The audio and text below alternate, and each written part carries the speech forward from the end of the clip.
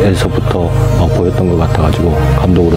Bisa hebohkan Asia Tenggara.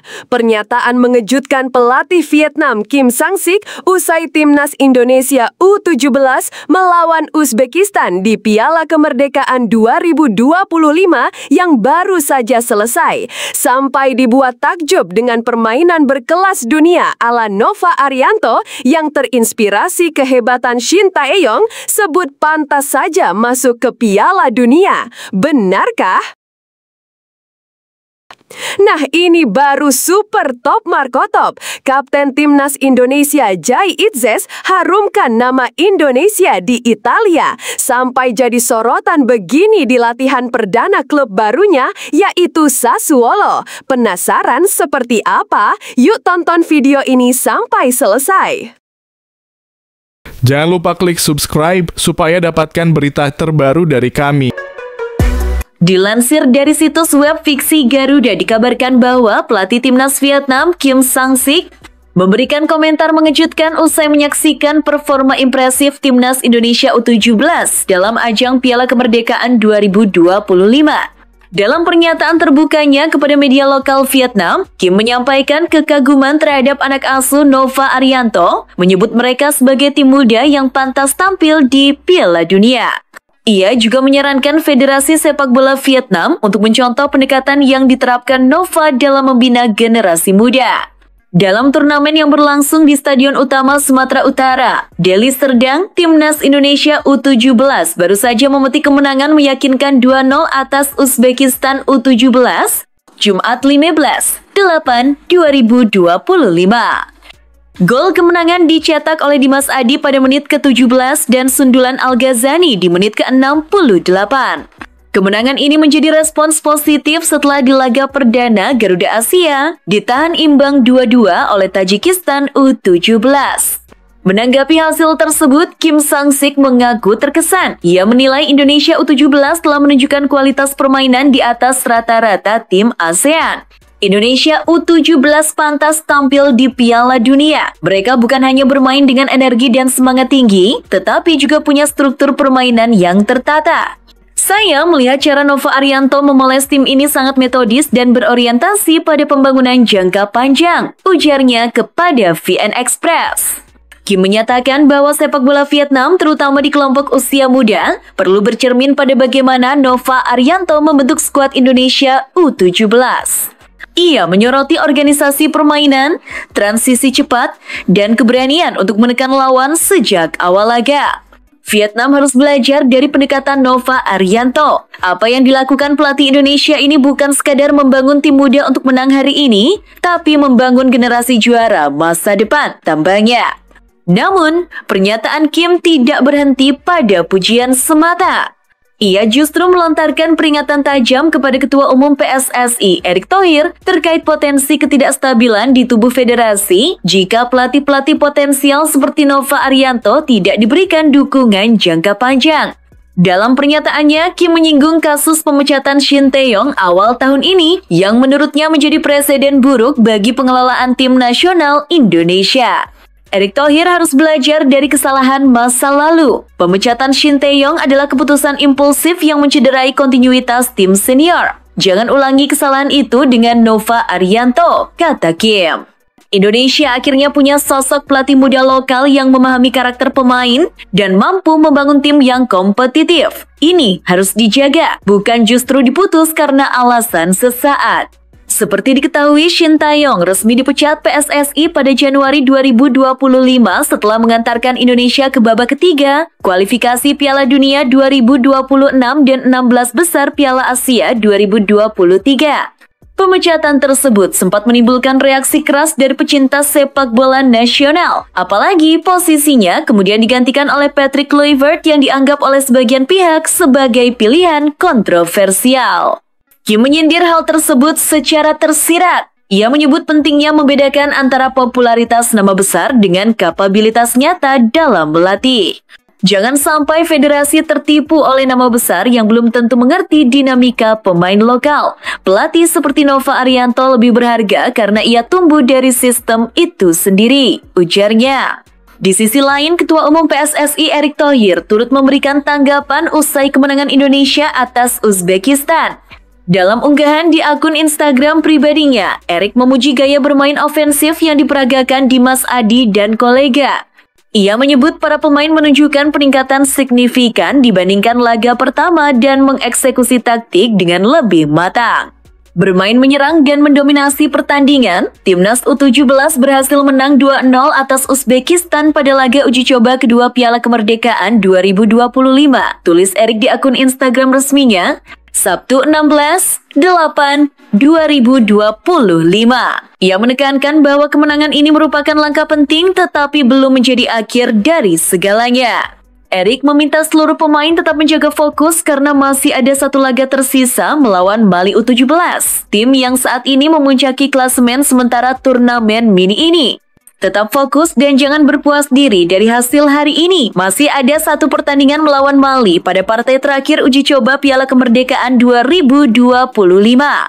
Mali yang berhasil menang pada 2 pertandingan sebelumnya akan menjadi lawan kuat untuk Timnas U17, ungkap Erick. Pertandingan melawan Mali U17 akan digelar pada Senin, 18 Agustus 2025, masih di Stadion Utama Sumatera Utara.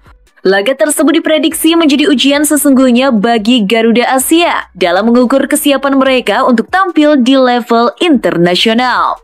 Mali U17 dikenal sebagai tim yang secara fisik dan teknikal berada di atas rata-rata dan akan menjadi simulasi penting bagi Nova Arianto dalam menyusun taktik dan komposisi terbaiknya.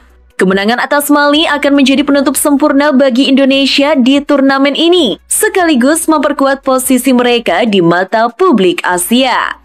Nova Arianto sendiri sebelumnya menekankan bahwa turnamen ini bukan sekadar ajang uji coba, melainkan bagian dari rangkaian pembentukan tim menuju kualifikasi Piala Dunia U17 mendatang. Dukungan publik terhadap Nova pun terus meningkat, apalagi setelah publik kecewa terhadap dinamika timnas senior pasca ditinggal Shin Tae-yong. Nova dianggap sebagai simbol harapan baru, pelatih lokal yang memahami kultur sepak bola Indonesia dan mampu menerapkannya secara efektif di lapangan. Pernyataan Kim Sang-sik seakan menjadi penguat dari apa yang selama ini dirasakan pecinta sepak bola tanah air. Ketika apresiasi datang bukan hanya dari dalam negeri tetapi juga dari rival di kawasan ASEAN. Ini menjadi pertanda bahwa proses yang dijalani Timnas Indonesia U17 berada di jalur yang benar. PSSI dan Erick Thohir tentu kini berada pada titik penting. Menjaga kontinuitas dan konsistensi proyek pembinaan usia muda harus menjadi prioritas utama, bukan sekadar mengejar hasil jangka pendek. Apalagi, dengan adanya sinyal dari pelatih rival seperti Kim, Indonesia memiliki kesempatan untuk tidak hanya bangkit, tetapi menjadi pemimpin baru di sepak bola Asia Tenggara. Turnamen Piala Kemerdekaan 2025 bisa saja hanya ajang uji coba, namun jika dikelola dan dijadikan landasan strategis, ia bisa menjadi titik balik kebangkitan sepak bola Indonesia. Dan jika Nova Arianto tetap diberikan kepercayaan, bukan tidak mungkin Garuda Muda benar-benar akan terbang ke panggung dunia yang selama ini hanya menjadi impian. Tapi tunggu benarkah kabar tersebut? Simak hasil penelusuran admin di akhir video ini ya guys. Usai beberapa hari lalu resmi menjadi pemain baru Sassuolo, kemarin Kapten Timnas Indonesia JI akhirnya memulai latihan perdananya. Dalam latihan yang diunggah pihak klub, Jai terlihat tidak membutuhkan waktu lama untuk beradaptasi. JI bahkan langsung menunjukkan kepemimpinannya dalam mengawal lini pertahanan. Dari latihan perdananya, JI tentu berharap ia bisa segera menjalani debutnya bersama Sassuolo saat melawan US Catanzaro di Stadion Mapei pada babak pertama Coppa Italia akhir pekan ini.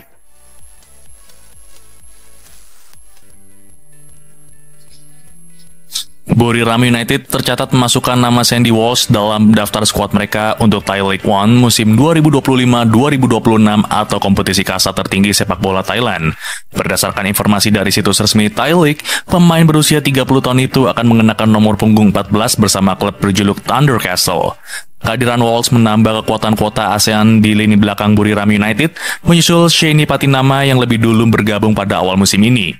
Keduanya sama-sama berstatus pemain timnas Indonesia dan diharapkan memberikan kontribusi signifikan dalam upaya mempertahankan dominasi klub yang telah 10 kali menjuarai liga tersebut. Sebelum merapat ke Buriram United, Wolves tercatat sebagai pemain Yokohama F. Marinos di J1 League Jepang sejak Februari 2025. Pemain kelahiran Brussels, Belgia pada 14 Maret 1995 itu sebenarnya masih memiliki kontrak jangka panjang hingga Juni 2027. Selama membela klub asal Jepang tersebut, ia tampil dalam 12 pertandingan dengan total 824 menit bermain, mencatatkan 1 assist dan menerima 1 kartu kuning. Meskipun catatan penampilannya terbilang terbatas, pengalaman bermain di level kompetisi tertinggi di Jepang diyakini menjadi modal penting bagi Buriram United untuk memperkuat lini belakang mereka di musim mendatang. Media olahraga Thailand, Thairat, juga menyoroti masuknya Wolves ke dalam skuad Buriram United untuk kompetisi yang akan dimulai pada Jumat 15 Agustus 2025. Mereka menyebut langkah ini sebagai bagian dari strategi klub untuk mengisi kuota ASEAN di posisi pertahanan dengan pemain yang memiliki pengalaman internasional.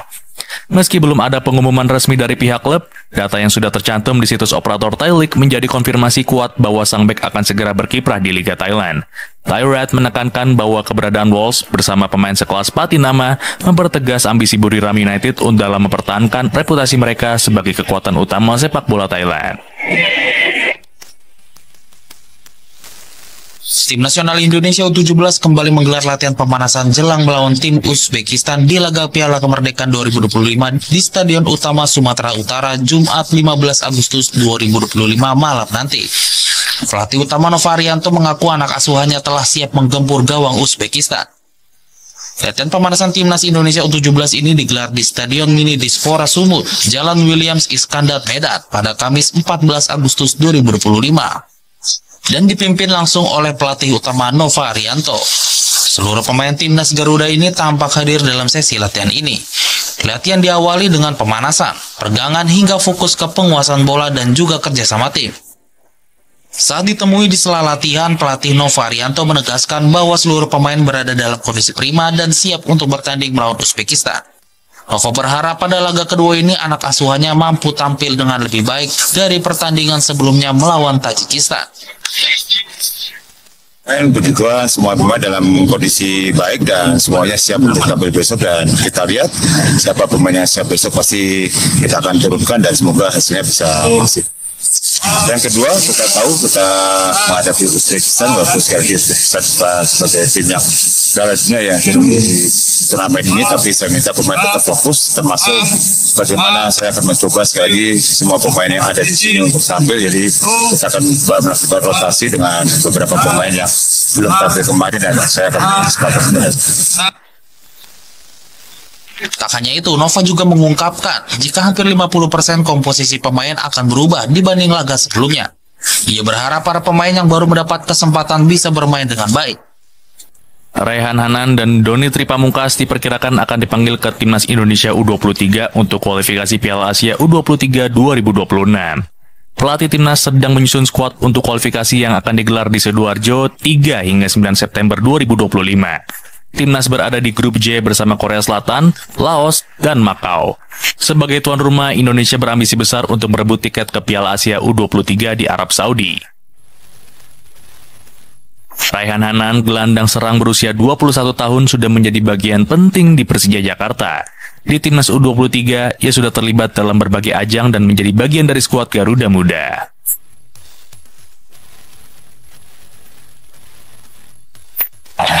Super League musim ini menunjukkan daya tariknya sebagai kompetisi sepak bola paling bergengsi di Indonesia. Itu dia tendangan selamat datang yang diperlihatkan oleh Arlians. Melansir data dari PT LIB, total penonton yang hadir langsung di stadion selama pekan pertama mencapai 89.997 orang.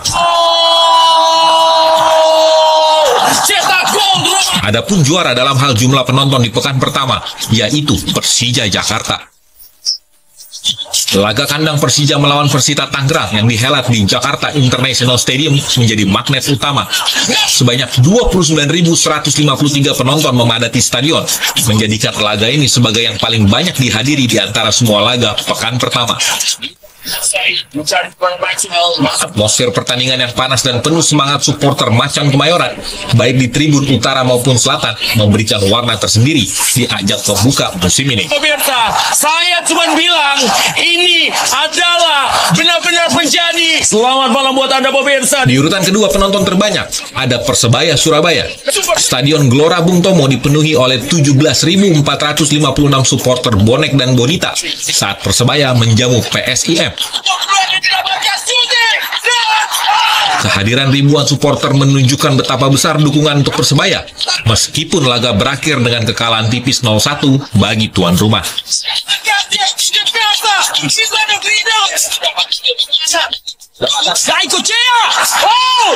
Posisi ketiga dalam daftar penonton terbanyak pekan pertama diduduki oleh Persib Bandung. Pertandingan kandang Persib melawan Semen Padang FC di Stadion Gelora Bandung Lautan Api dihadiri oleh 14.853 penonton. Mayoritas pendukung yang hadir merupakan bobotoh yang dikenal sangat fanatik dan loyal memberikan dukungan kepada Maung Bandung. Membludaknya jumlah penonton di berbagai stadion tempat pertandingan digelar membuat pekan pertama Super League berhasil menyedot perhatian besar dari penggemar sepak bola tanah air.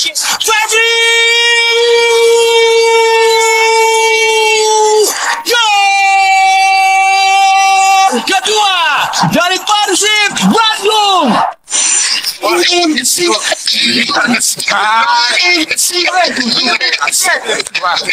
Laga Semen Padang versus Dewa United akan digelar Jumat sore nanti di Stadion Haji Agus Salim, Kota Padang.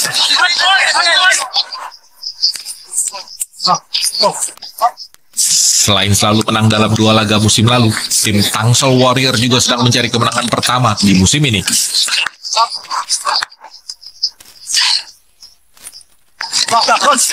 Pelatih Dewa United mengatakan Semen Padang mengalami perkembangan cukup pesat setelah pertemuan terakhir kedua tim pada musim lalu.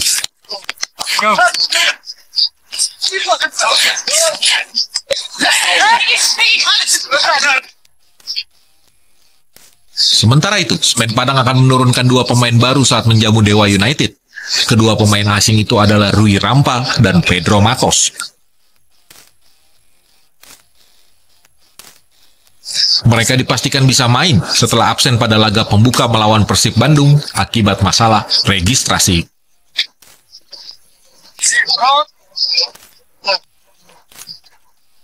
Pelatih kepala Semen Padang mengungkapkan, kehadiran Rui Rampa dan Pedro Matos akan menjadi amunisi tambahan bagi skuad Kabau Sirah.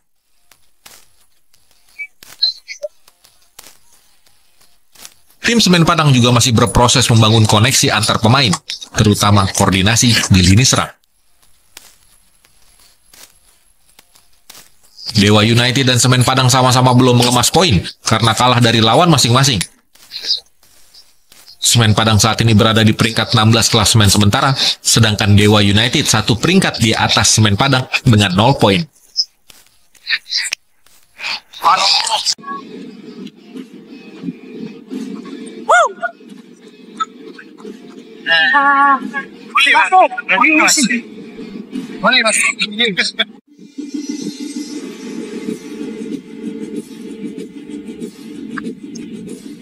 Leo Lelis kembali membela Persebaya Surabaya untuk kompetisi Super League musim ini. Sebelumnya, ia pernah berseragam tim bajul ijo di Liga 1 musim 2022-2023. Kehadirannya akan semakin memperkokoh lini belakang tim bajul ijo. Karena di lini belakang Persebaya Surabaya, sebelumnya sudah memiliki 2 pemain asing, yakni Risto Mitrevski dan Dim Dimov. Lelis pun mengaku senang bisa kembali membela Persebaya sekaligus menargetkan gelar juara Super League pada musim ini. It's a dream to come back to Persebaya. I think Pacunda, and I'm very motivated, very happy. Surabaya is like my home, so I'm very happy to be back. I'm very optimistic. Like just I said, now the target is high, and for sure the target this season is to be champion. So there is not much to say. We have to give everything in every training, in every game. So the target is to be champion, and we will fight for it. Malut United akan menjamu Bali United di Stadion Gelora Kiraha pada pekan kedua Super League malam nanti. Bagi Malut, ini momentum mereka untuk kembali mengemas 3 angka menyusul hasil positif di pekan perdana. Ya, Laskar Kiraha sukses membuka musim kompetisi baru mereka dengan kemenangan memuaskan 3-1 atas Dewa United. Kemenangan ini tentu menumbuhkan motivasi dan semangat pasukan Henry Susilo untuk terus menjaga persaingan di papan atas. Tak hanya itu, menjamu Bali United di Maluku, Laskar Kiraha juga tentu ingin mempertahankan tren positif ini, sekaligus memutus rekor buruk mereka atas Serdadu Tridatu. Wajar saja, dari 2 pertemuan mereka sebelumnya, Malut harus puas dengan catatan 1 hasil imbang dan 1 kekalahan.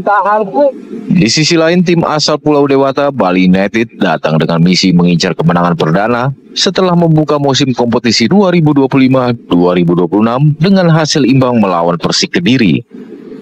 Tambahan 1 angka ini tentu bukan awal yang diharapkan dari kehadiran arsitek baru Johnny Jansen yang diterbangkan langsung dari Belanda. Serdadu Tridatu dituntut untuk segera menemukan kembali ritme permainan terbaik mereka. Diketahui setelah 2 musim beruntun menjuarai Liga pada 2020-2021 dan 2021-2022, performa Bali United terus mengalami kemunduran hingga akhirnya manajemen klub memutuskan pisah jalan dengan Teko di akhir musim 2024-2025.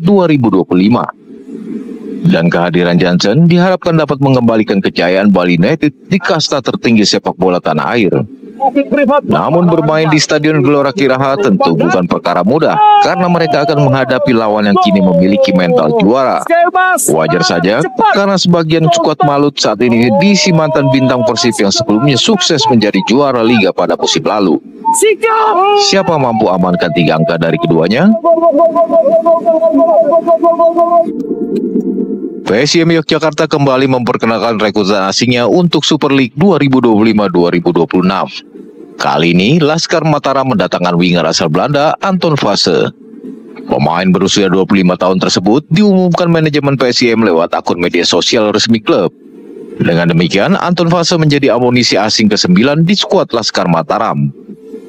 Mantan pemain Nick Mehen yang juga mantan rekan oleh Romeni ini diharapkan bisa cepat beradaptasi dengan rekan setim di bawah arahan pelatih Jean Paul Van Gastel. Mengingat ia baru bergabung ketika kompetisi sudah dimulai. Persis Solo juga kembali menambah pemain baru untuk melengkapi komposisi pemain asing pada Super League 2025-2026. Terbaru dalam akun resmi klub, Laskar Sambernyawa resmi memperkenalkan gelandang timnas Singapura Julfahmi Arifin. Julfahmi Arifin menjadi pemain asing kedua yang didatangkan Persis Solo saat kompetisi Super League 2025-2026 telah bergulir. Bagi Julfahmi, ini memang bukan kali pertama dia berkarir di Indonesia. Pada periode 2023-2024, pemain yang telah mengoleksi 65 caps bersama timnas Singapura itu pernah merumput bersama Bayangkara FC. Dari segi pengalaman, Julfahmi juga punya reputasi yang mentereng. Selain karena kiprahnya bersama timnas Singapura, ia juga sudah cukup sering berkarir di luar negeri, terutama di Liga Thailand.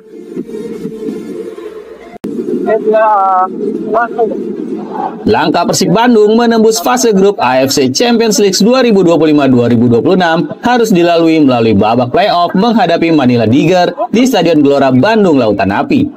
Tim tamu Manila Tiger mencoba mengambil inisiatif serangan pada awal-awal babak pertama. Berulang kali penjaga gawang Maung Bandung, Teja Pakualam berjibaku menghalau serangan wakil Filipina tersebut. Di pertengahan babak gantian, Persib Bandung yang menguasai jalannya laga. Alhasil pada menit ke-38, Pangeran Biru mampu membuka angka pertama yang disambut gegap gempita para bobotoh. Sebuah kesalahan antisipasi lini belakang Manila Tiger membuat penjaga gawang Michael Cenggo melakukan gol bunuh diri. Ini menjadi satu-satunya gol yang tercipta di babak pertama.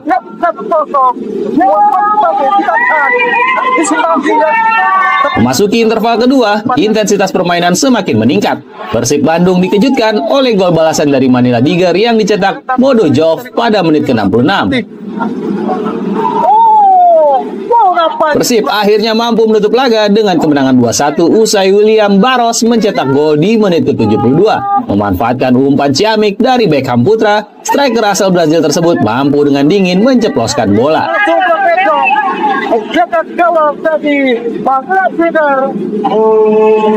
Kemenangan ini membawa pasukan Bojan Hodak berhasil menembus fase grup AFC Champions League 2 2025-2026. Persib Bandung akan menjadi salah satu wakil dari wilayah timur di ajang tersebut. Sekretaris Kemenpora Gunawan Suswantoro mengungkapkan bahwa pembahasan dengan DPR RI saat ini masih terfokus pada anggaran 2026. Menurutnya, pembahasan tersebut dijadwalkan akan berlangsung pada akhir Agustus hingga awal September. Anggaran 2025 sudah tuntas dibahas, dan untuk tahun 2026, Kemenpora mengajukan penambahan alokasi dana. Namun, putusan akhir tergantung pada hasil pembahasan bersama DPR pada 31 Agustus hingga 3 September. Update-nya baru anggaran.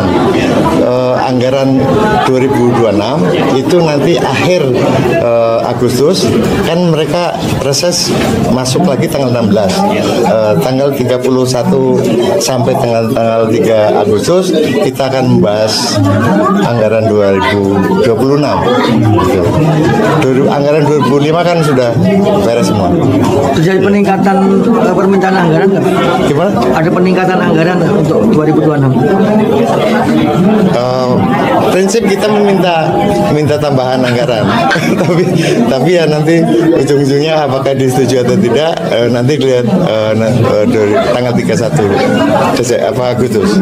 Ya. Jadi tanggal 31 Agustus sampai 3 September. Pembahasan anggaran Kemenpora tahun 2026 diharapkan dapat mendukung program-program pengembangan olahraga nasional. Laporan Arkan Yasin Daifullah, Jakarta, Garuda TV. Setelah menjadi anggota Komite Olimpiade Indonesia dan telah diakui oleh Federasi Tenis Meja Indonesia Internasional atau ITTF dari cabang organisasi olahraga tenis meja, Indonesia Pingpong League menggelar kongres perdananya dalam rangka pemilihan ketua umum dari 2 kandidat yang mencalonkan.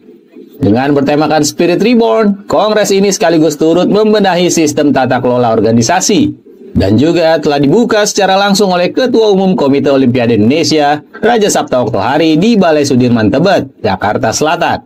Menurut Ketua Indonesia Pingpong League, Letjen TNI Muhammad Saleh Mustafa, bahwa melalui organisasi ini sebagai sarana untuk menghidupkan kembali olahraga tenis meja, dengan juga mencari atlet yang dapat membangun karakter sportivitas dan kejujuran.